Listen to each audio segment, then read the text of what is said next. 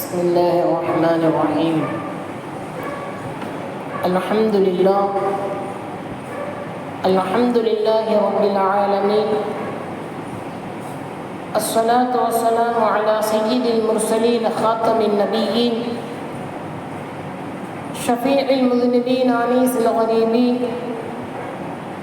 رحمة للعالمين محمد المصطفى صلى الله عليه وسلم وآله الطاهرين الطيبين وأصحابه نجوم طريق الأمم.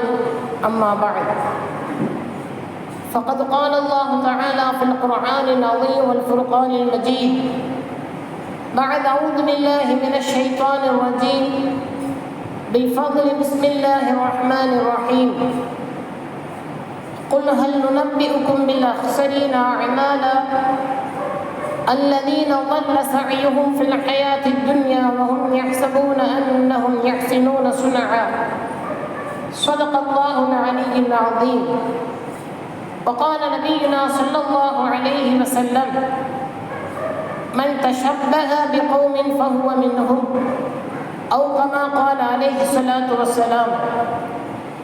புகழ் அனைத்தும் ஏக அல்லாஹ்வுக்கே உரித்தாக. சாந்தியும் சமாதானமும் சர்தார் நபி முஹம்மது முஸ்தபா ஸல்லல்லாஹு அலைஹி வஸல்லம் மன்னர்கள் மீதும், அன்னார்களின் அடிச்சுவடுகளை பின்பற்றிய உத்தம சத்திய சஹாபாக்கள், தாபிஈன்கள், தபஅ தாபிஈன்கள், ஷுஹதாக்கள், சாலிஹீன்கள், நாதாக்கள், நல்லடியார்கள், அல்லாஹ்வுடைய பள்ளியில் அமர்ந்திருக்கும் இன்னும் வர இருக்கும் இந்த பயானை கேட்கின்ற அனைத்து நபர்கள் மீதும் அல்லாஹ்வுடைய வற்றாத கருணை, சாந்தி, சமாதானம் அனைத்தும் என்றென்றும் நின்றும் நிலவட்டுமாக. ஆமீன்.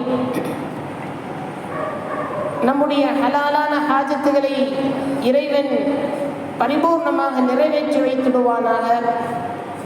பலா முசீபத்துக்கள், ஆபத்துக்களை விட்டும் நம்மையும் நம் குடும்பத்தார்களையும் இறைவன் பாதுகாத்துடுவானாக என்று துஆவோடு ஒரு சில வார்த்தைகளை இங்கே நினைவூட்ட ஆசைப்படுகிறோம். அல்ஹம்துலில்லாஹ். நாம் அனைவர்களும்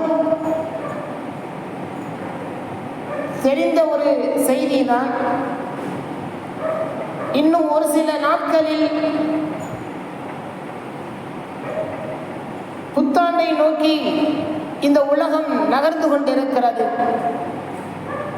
ஒரு வருடத்தினுடைய ஆரம்ப நாள், அதை குறித்து இஸ்லாம் எதை சொல்லுகிறது? இந்த ஆரம்ப நாள், இதனுடைய இப்பொழுது இருக்க ஆங்கில வருடத்தினுடைய பின்னணியின் வரலாறு என்ன என்பதை குறித்து ஆய்வு செய்கிற பொழுது, பாபிலோன் என்ற ஒரு நாடு சுமார் 4000 ஆண்டுகளுக்கு முன்னதாக அந்த நாட்டிலே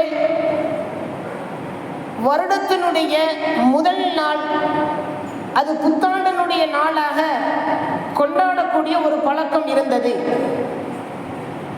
இப்பொழுது நாம் பார்க்கிற ஆங்கில மாதத்தினுடைய ஜனவரி, பிப்ரவரி என்று சொல்லுகின்ற இந்த மாதத்தினுடைய பெயர் என்பது ரோம் நாட்டில் வாழக்கூடிய ஆரம்பத்தில் இருந்த அந்த மக்கள் அவர்கள் கடவுளாக வணங்கிய பெயரைத்தான் இப்பொழுது அந்த ஜனவரி, பிப்ரவரி என்ற ஒரு மாதத்திற்கு பெயராக வைக்கப்பட்டிருக்கிறது.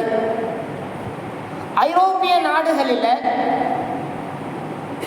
16ஆம் நூற்றாண்டுக்கு முன்னதாக அவர்கள் புத்தாண்டாக பார்த்த அந்த நாள் என்பது ஏப்ரல் 1 தான்.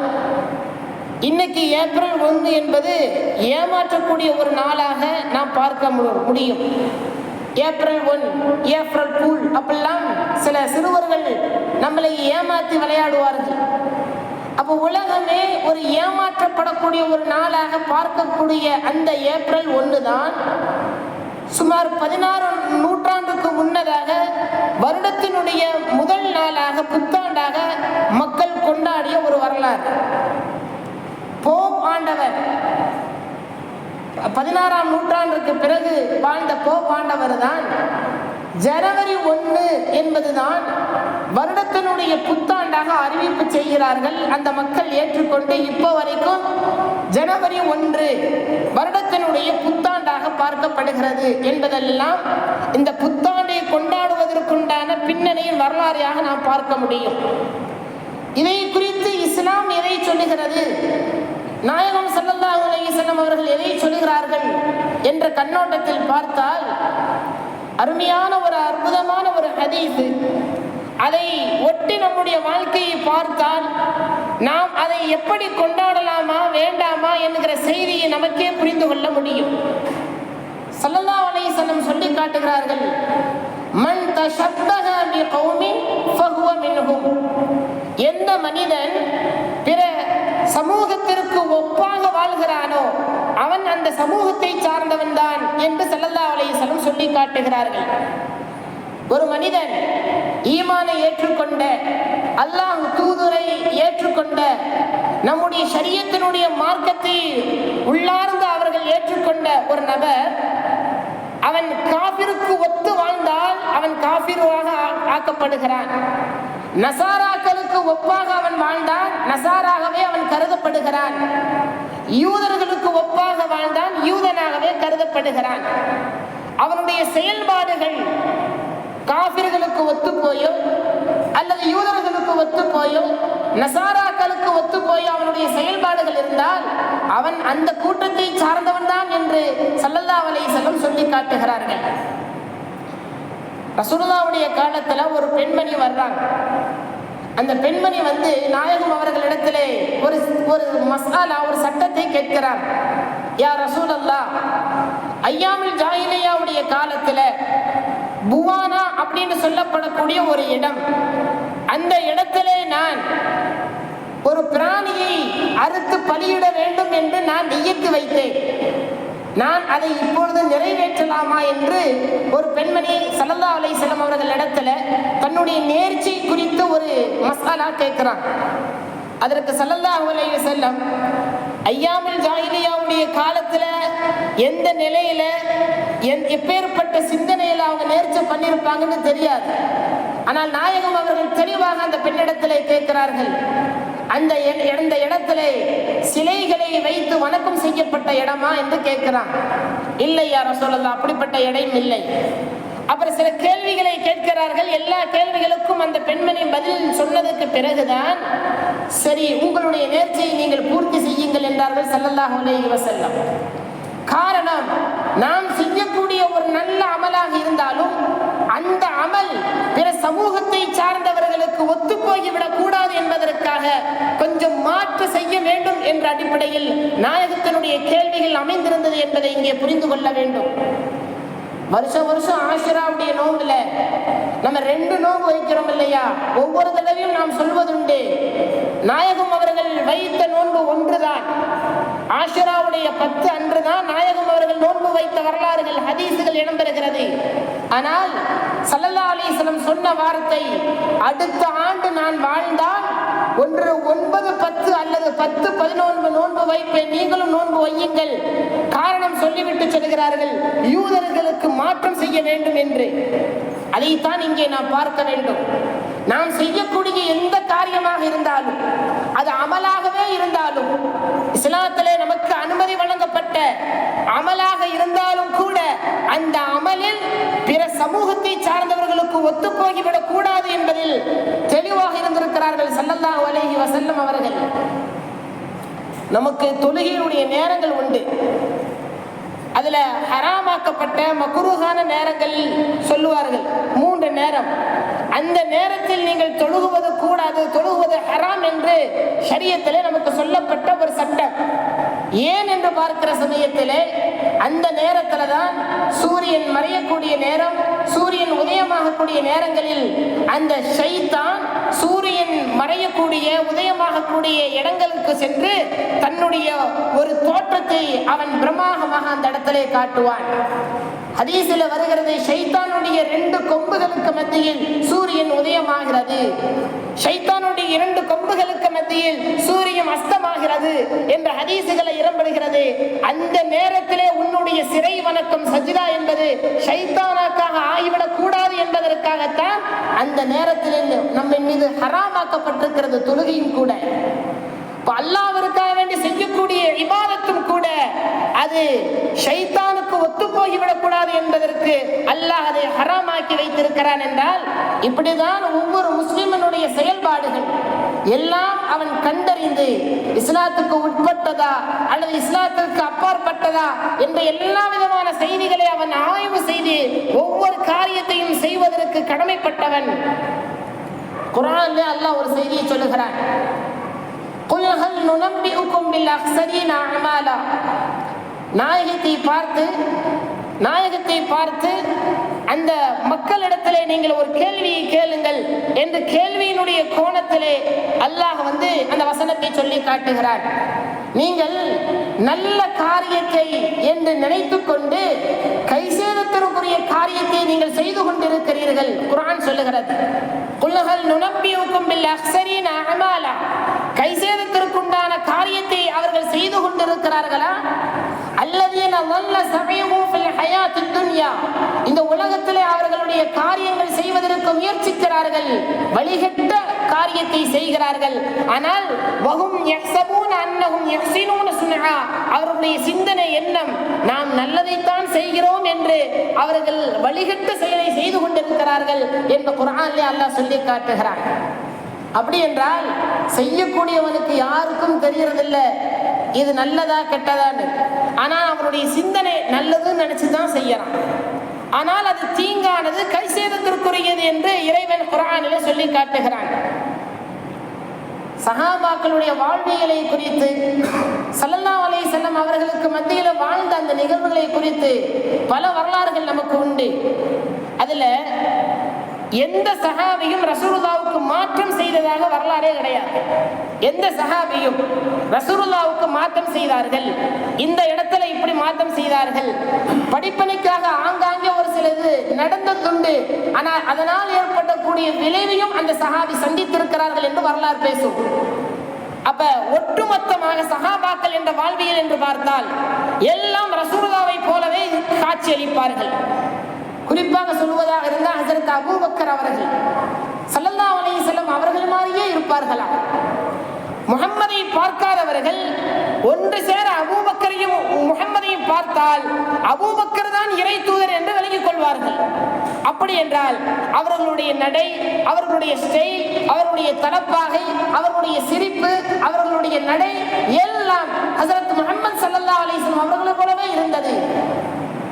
ரசூலுல்லாஹ்வுடைய கடைசி காலகட்டத்தில் 1,24,000க்கும் மேற்பட்ட சஹாபாக்களை உருவாக்கினார்கள்.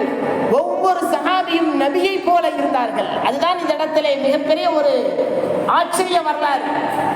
ஒரு மனிதர் உலகத்திற்கு வந்தார், மாற்றம் செய்தார் என்பது பெரிய விஷயம் அல்ல. தன்னை போலவே உருவாக்கிய ஒரு சமுதாயம் ஸல்லல்லாஹு அலைஹி வஸல்லம் அவருடைய சமுதாயம். எல்லா சஹாபாக்களும் நபியை போல காட்சி அளித்தார்கள். எல்லா சஹாபாக்களுடைய நடை நபியை போல இருந்தது. எல்லா சஹாபாக்களுடைய சிரிப்பு நபியை போல இருந்தது.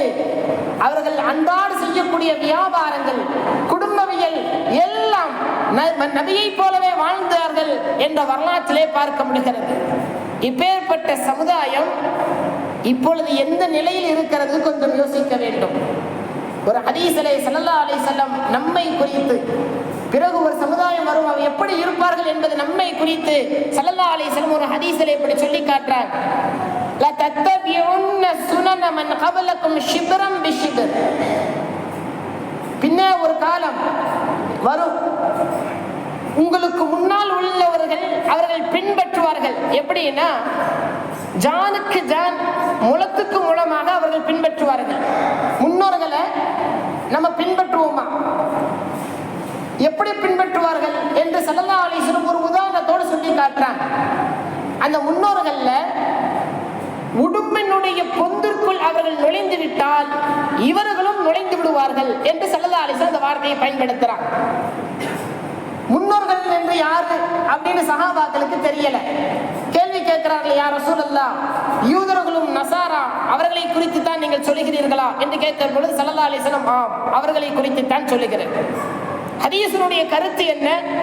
முஸ்லிம்கள் வாழக்கூடிய முஸ்லிம்கள் எப்படி நிலைக்கு உள்ளாகுவார்கள் என்றால், யூதர்களை போல ஆகுவான், நசாராக்களை போல ஆகுவான் என்று ஸல்லல்லாஹு அலைஹி வஸல்லம் சொல்லி காட்டுறான். சொல்லிவிட்டு ஒரு உடும்பினுடைய பொந்துக்குள் நுழைந்தால் என்று ஒரு வார்த்தையை சொல்லி இருக்கிறான். உடும்பு இயல்பா சில பேர் பார்த்திருக்கவே மாட்டான். போட்டோல தவிர நேர்ல அதிகபட்சம் உடும்பை பார்க்க முடியாது. எங்கேயாவது ஜூ அது போன்ற பகுதிகள்லாம் உடும்பு வைக்கப்பட்டிருக்கிறது. நாம் இந்த இடத்துல ஒரு சிந்தனையை சிந்திக்க வேண்டும். அன்றாடு நாம் பார்க்கக்கூடிய பறவை இனத்தை குறித்தோ விலங்கை குறித்து ரசூலுல்லாஹ் சொல்லல. அத்திப்பூத்த மாதிரி யாருடைய கண்ணுக்கும் தெரியாத ஒரு பிராணியை குறித்து ஸல்லல்லாஹு அலைஹி வஸல்லம் உடும்பு என்கிற வார்த்தையை பயன்படுத்தி இருக்கிறாங்க. அப்ப இது மாதிரிதான் ஒரு சமுதாயம் அவங்க ஏன் செய்யார்கள், எதற்கு செய்கிறார்கள், எதை மையமாக வைத்து செய்கிறார்கள் என்ற எந்த விதமான வரலாறுகளும் தெரியாமல் நசாராக்கள் யூதர்கள் செய்யக்கூடிய ஒரு விஷயத்தை அவனுக்கு கண்ணுக்கு தெரியாத, அவன் எதற்கு செய்கிறான், ஏன் செய்கிறான், அதனுடைய பின்னணி என்ன என்று எதுவுமே தெரியாமல் அவர்கள் செய்கிறார்கள். இந்த முஸ்லிம் சமுதாயம் செய்யும் என்ற கருத்தில் இந்த முஸ்லிம் சமுதாயம் செய்து கொண்டிருக்கிறது. பல செய்திகள் செய்து கொண்டிருக்கிறது. அதில் ஒன்றுதான் புத்தாண்டில் உடைய கொண்டாட்டம். புத்தாண்டனுடைய கொண்டாட்டம் என்றதே ஒரு மடமைத்தனமானது என்பதை இந்த இடத்துல புரிந்து கொள்ள வேண்டும். இறைவன் நமக்கு ஒரு நபருக்கு 60 வயது வரை வாழ்வான் என்று ஒரு தீர்மானம் செய்திருக்கிறான். வைத்துக் கொள்ளுங்கள், 60 வருஷம் வரைக்கும் ஒருத்தன் வாழ்வான். இப்பொழுது அவனுக்கு வயது 59. 59வது வயதுல இன்னும் மீதி இருப்பது அவனுக்கு ஒரு வருடத்தினுடைய வாழ்க்கை தான். அப்படி இருக்கிற சமயத்தில் அவன் இன்னும் என்னுடைய வாழ்க்கை அடுத்து ஒரு வருஷம் என்று நினைத்து அவன் கவலைப்படுவானா அல்லது சந்தோஷப்படுவானா? அப்படி என்றால் இது சந்தோஷப்படுவது முட்டாள்தனமானது. இதே போலதான் நம்முடைய வாழ்க்கை எவ்வளவு என்பதை இறைவனுடைய கையில் அமைத்து வைத்திருக்கிறான். இருக்கிற காலம் வரைக்கும் ஒவ்வொரு நாளும் அல்லாஹ் நமக்கு கொடுத்திருக்கிற மிகப்பெரிய ஒரு கிஃப்ட். அது கழிவது என்பது, ஒவ்வொரு நாளும் நம்மை விட்டு நகர்ந்து செல்வது என்பது நாம் கவலைப்பட வேண்டுமே ஒழிய சந்தோஷப்படுவதற்கு அல்ல என்பதை புரிந்து கொள்ள வேண்டும். இந்த இடத்துல ஒரு வருடம் கழிந்து விட்டது, அடுத்த வருடம் கழிவதற்கு தயாராக இருக்கிற அந்த நேரத்திலே அவன் கொண்டாடுகிறான். காரணம், பிற சமுதாயங்கள் கொண்டாடுது என்பதற்காக வேண்டி அவனும் அந்த கொண்டாட்டத்தை கையில் எடுக்கிறான். சரி, கொண்டாடுறமே அதுவாவது ஒரு லாஜிக்கா, ஒரு நன்மையான காரியமாக இருக்கிறதா? ஷரியத்துல கொண்டாட்டம் என்பது நம்மளை பொறுத்தவரை சில குறிப்பிட்ட இரவுகள் உண்டு, சில குறிப்பிட்ட பகல்கள் உண்டு. நம்முடைய கொண்டாட்டம் அதாவது லைலத்துல் கத்ருடைய இரவு, பராத்துடைய இரவு, இது மாதிரி புனிதமிக்க சில இரவுகள் நம்ம இடத்துல உண்டு. புனிதமிக்க பகல்களும் நம்ம இடத்துல உண்டு. ஈதுல் ஃபித்ர் பெருநாளுடைய கொண்டாட்டம், ஈதுல் அல்ஹா குர்பானி கொடுக்கிற கொண்டாட்டம், அந்த கொண்டாட்டத்திலையும் நம்முடைய மகிழ்ச்சி இருக்கும். அதையும் தாண்டி நாம் நம்முடைய ஏழை எளியோர்களுடைய மக்களுடைய மகிழ்ச்சி படுத்துவதற்குண்டான கொண்டாட்டம் தான் அதனுடைய கொண்டாட்டம். நம்ம கொண்டாடுறோமா என்னமோ கேக்க வாங்கி வைத்துக் கொண்டு பலூன்களை கட்டிக்கொண்டு வான வேடிக்கைகளை விட்டுக்கொண்டு நாம் கொண்டாடுவது என்பது கொண்டாட்டம் அல்ல. நம்முடைய கொண்டாட்டம் என்பது நாமும் மகிழ்ச்சியாக இருக்க வேண்டும். நம்மால் முடிந்தவரை பிற மக்களையும் மகிழ்ச்சி படுத்துவதுதான் இஸ்லாத்திலே கொண்டாட்டம் ஒழிய அடுத்தவர்களை நசுக்கியோ அடுத்தவர்களை அபகரித்தோ அவர்களுடைய பொருளாதாரத்தை சேதப்படுத்தியோ அடுத்தவனுக்கு வேதனையை கொடுத்து கொண்டாட்டம் என்பது கொண்டாட்டம் அல்ல என்று இஸ்லாம் நமக்கு எடுத்து சொல்லி இருக்கிறது. இன்னைக்கு புத்தாண்டுல என்ன நடக்கும் கொஞ்சம் யோசித்து பாருங்கள். பெரியவர்கள் இருந்து சிறியவர்கள் வரை இரவு தூங்காம அப்படியே உட்கார்ந்தே இருப்பான், எந்த வேலையும் இருக்காது. காரணம், அந்த 11:59 அதுல இருந்து அடுத்து போகக்கூடிய 60 வினாடி உலகம் ஸ்தம்பித்திருக்கக்கூடிய நேரம் அது. உலகளாவிய எல்லா மக்களும் இங்க அங்கு மட்டுமல்ல, ஒட்டுமொத்த உலகமே விழித்துக் கொண்டிருக்கிறது அந்த நேரத்தில். கொஞ்சம் யோசித்து பாருங்கள். என்றைக்காவது ஒரு அமலுக்காக வேண்டி நாம் நேரத்தை காத்து கொண்டிருக்கிறோமா? ஒண்ணு இல்லை. ஃபர்துடைய தொழுகையில 1:15 லுஹருடைய தொழுகை யதார்த்தமா 1:13 வந்து உட்கார்ந்துட்டோன்னு வைங்க, அந்த 2 நிமிஷம் கட்டி போட்ட மாதிரி இருக்கும். என்னடா அது, எப்படா இது டைம் நேரத்திலே வந்துட்டோமே அப்படிங்கிற அந்த 1 நிமிடம் 2 நிமிடம் அவனுக்கு பெரிதாக தெரிகிற அவனுக்கு இஷா தொழுகையிலிருந்து, இஷா தொழுகிறதும் இல்லை, அந்த நேரத்திலிருந்து விழித்தே உட்கார்ந்திருப்பான் நைட்டு 12 மணி வரை. 12 மணி ஆன உடனே என்ன செய்வான்? தக்பீர் கட்டி தொழுகு போறானா? என்ன செய்வான்? அடுத்து அவனுடைய பார்ட்டிக்கு தயாராக இருக்கிறான். மேலே நாடுகள்ல பெண் மக்களை வைத்துக் கொண்டு அம்மனமாகவும் நிர்வாணமாகவும் அவர்கள் அட்டூழியங்கள் அராஜகங்கள் செய்வதற்கு ஒட்டுமொத்த உலகமே காத்து கொண்டிருக்கிறது அந்த இரவு. நம்மை போன்று உண்டான பகல்கள் வீடு சில பசங்கள்ல வீடுகள்ல இந்த ரோட்ல எழுதுறது, டிவி நிகழ்ச்சியை பார்க்கிறது, குடும்பத்துக்குள்ள ஷேர் பண்றது, வாழ்த்துக்களை, புத்தாண்டுடைய வாழ்த்துக்களை நைட்டு 12 மணிக்கு ஷேர் பண்றது, இது மாதிரி உள்ள நிகழ்வுகள் எல்லாம் கொஞ்சம் இஸ்லாத்தை குறித்து நீங்கள் பாருங்கள். இப்பொழுது ஸல்லல்லாஹு அலைஹி வஸல்லம் சொன்னார்கள்ல, நீங்கள் அந்த யூதர்களையும் நசாராக்களையும் உடும்பு பொந்துக்குள் உள்ளே போகுவது போல நீங்கள் போய்கொண்டிருக்கிறீர்கள் என்று ஸல்லல்லாஹு அலைஹி வஸல்லம் சொன்னார்கள். இப்பொழுது அந்த ஹதீஸை நம்மோடு வைத்து பாருங்கள். எதற்கு இரவு நேரத்தில் விழித்திருக்கிறோம் நம்முடைய பிள்ளைகள்? நமக்கு தெரியாது. ஏன் வாழ்க்கை சொல்லுகிறான்? எதற்கு தெரியாது. இந்த வாழ்க்கையினால் என்ன நன்மை? அதுவும் இல்லை, எதுவுமே இல்லை. இருந்தாலும் அவன் செய்கிறான் என்றால், இப்பொழுது நான் முந்திய சொன்ன ஹதீஸோடு ஒத்து பார்க்கிற பொழுது, மன் தஷப்பஹ பிகௌமின், எந்த மனிதன் பிற சமூகத்தோடு அவன் ஒத்து போய் இருக்கிறானோ ஃபஹுவ மின்ஹும், அவனும் அந்த சமூகத்தை சார்ந்தவன் என்று ஸல்லல்லாஹு அலைஹி வஸல்லம் சொன்னார்களே. அந்த அடிப்படையில் நம்முடைய இஸ்லாமிய சொந்தங்கள் எந்த சமூகத்தோடு ஒத்து போகிறது என்பதை கொஞ்சம் இந்த இடத்துல விளங்க கடமைப்பட்டு இருக்கிறோம். எல்லாம் வல்ல அல்லாஹ் அதுபோல கலாச்சாரங்கள், அதுபோல கல்ச்சர்களை விட்டும் தேவையில்லாத காரியங்களில் ஈடுபடுவதே மிகப்பெரிய பாவம். இன்றைய காலத்தில் நமக்கு ஒரு காரியம் ஒன்று உலக தேவையா இருக்கணும் அல்லது மறுமை தேவையாக இருக்கணும். இந்த ரெண்டும் அல்லாத வீணான காரியத்தில் ஈடுபடுவதே மிகப்பெரிய ஒரு முசீபத்து என்பதை புரிந்து கொள்ள வேண்டும். எல்லாம் வல்ல அல்லாஹ் அப்பேற்பட்ட தேவையில்லாத காரியங்களில் ஈடுபடுவதை விட்டும் நம்மையும் நம் பிள்ளைகளையும் குறிப்பாக இளைய சமுதாயத்தை அல்லாஹ் பாதுகாக்க வேண்டும். வாஹிரு தஅவானா அல்ஹம்துலில்லாஹி ரப்பில் ஆலமீன். அஸ்ஸலாமு அலைக்கும் வரஹ்மத்துல்லாஹி வபரகாத்துஹு.